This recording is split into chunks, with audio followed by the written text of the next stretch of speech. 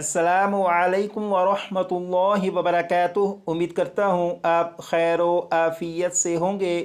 Class number 56 और 57 में तजवीद के जिन कवायद की आप प्रैक्टिस कर चुके हैं, अब क्लास नंबर 58 में तजवीद के उन कवायद की बुनियाद पर टेस्ट होगा और इसमें 7 सवालात पूछे जाएंगे। 3 जगहों से पढ़ने के लिए कहा जाएगा। अगर आपने 7 सवालों के दुरुस्त जवाबात दे लिए और जिन जगहों से पढ़ने के लिए कहा जाएगा वहाँ से आपने बिल्कुल सही पढ़ लिया, तब तो बेहतरीन है।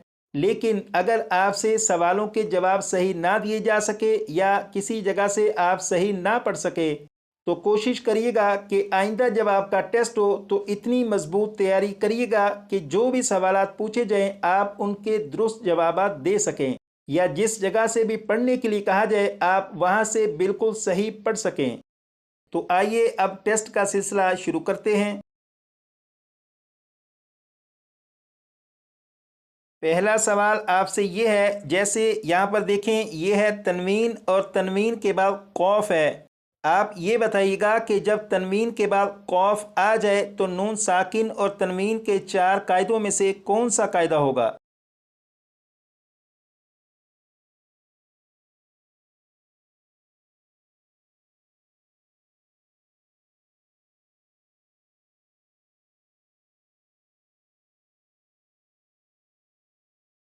अब जवाब सुनिएगा कि जब तनवीन के बाद कौफ आ जाए तो इख्फा होगा, यानी इख्फा के कायदे के मुताबिक पढ़ेंगे। अब आपसे दूसरा सवाल ये है, जैसे यहाँ पर देखें, ये है नून और नून के ऊपर जज्म है। जब नून के ऊपर जज्म हो तो नून साकिन होगा और नून साकिन के बाद यहाँ पर देखें ये है बा।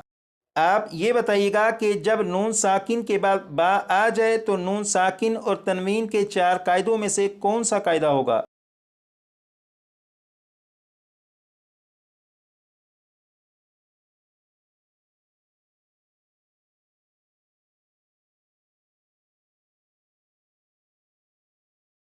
अब जवाब सुनिएगा कि जब नून साकिन के बाद बा आ जाए तो इकलाब होगा, यानी इकलाब के कायदे के मुताबिक पढ़ेंगे।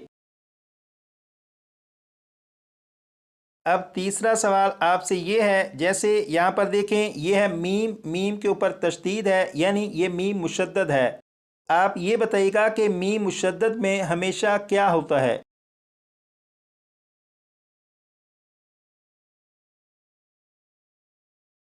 अब जवाब सुनिएगा, मीम मुशद्दद में हमेशा गुन्ना होता है।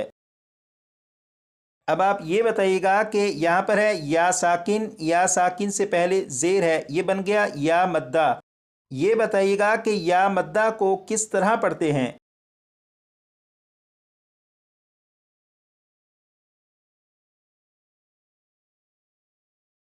अब जवाब सुनिएगा कि या मद्दा को एक अलिफ के बराबर खींचकर पढ़ते हैं। सवाल नंबर 5 आपसे ये है, जैसे यहाँ पर देखें, ये है मीम, मीम के ऊपर जज्म है। आप ये बताइएगा कि जिस हर्फ के ऊपर जज्म हो उसे क्या कहते हैं।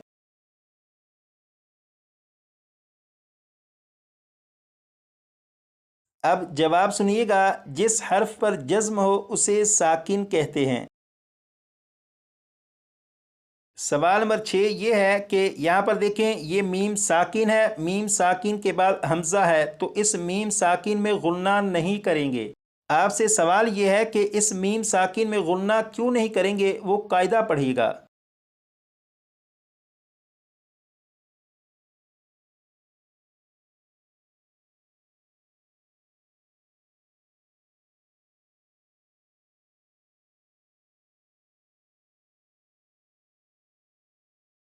अब जवाब सुनिएगा कि कायदा ये है कि अगर मीम साकिन के बाद हर्फ बा और मीम के अलावा कोई भी हर्फ आ जाए तो मीम साकिन में गुन्ना नहीं करेंगे। तो यहाँ पर क्योंकि मीम साकिन के बाद हमज़ा है, इसलिए इस मीम साकिन में गुन्ना नहीं करेंगे। अब आपसे सवाल नंबर 7 ये है कि इस लफ्ज़ को देखिएगा, इस लफ्ज़ में यहाँ पर वाव, वाव के ऊपर जज्म है, यानी ये वाव साकिन है। वाव साकिन से पहले पेश है, तो आप ये बताइएगा कि जब वाव साकिन से पहले पेश आ जाए तो उस वाव को क्या कहते हैं।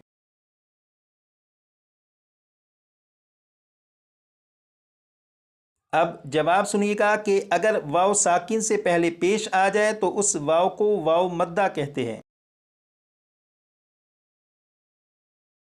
1 2 3 4 ان 4 الفاظ کو 2 مرتبہ پڑھیے گا۔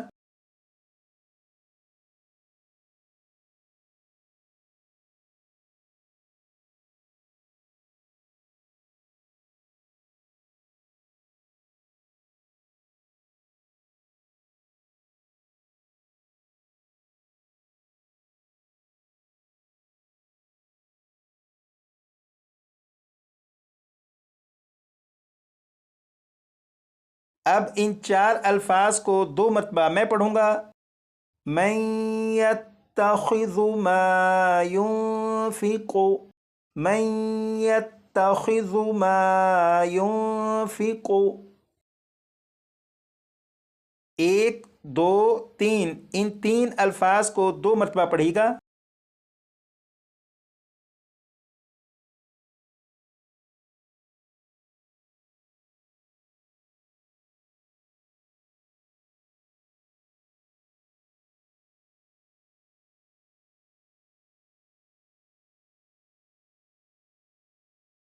اب ان 3 الفاظ کو 2 مرتبہ میں پڑھوں گا۔ وَرَسُولُهُ ثُمَّ تُرَدُّونَ، وَرَسُولُهُ ثُمَّ تُرَدُّونَ، 1 2 3 4 ان 4 الفاظ کو 2 مرتبہ پڑھیے گا۔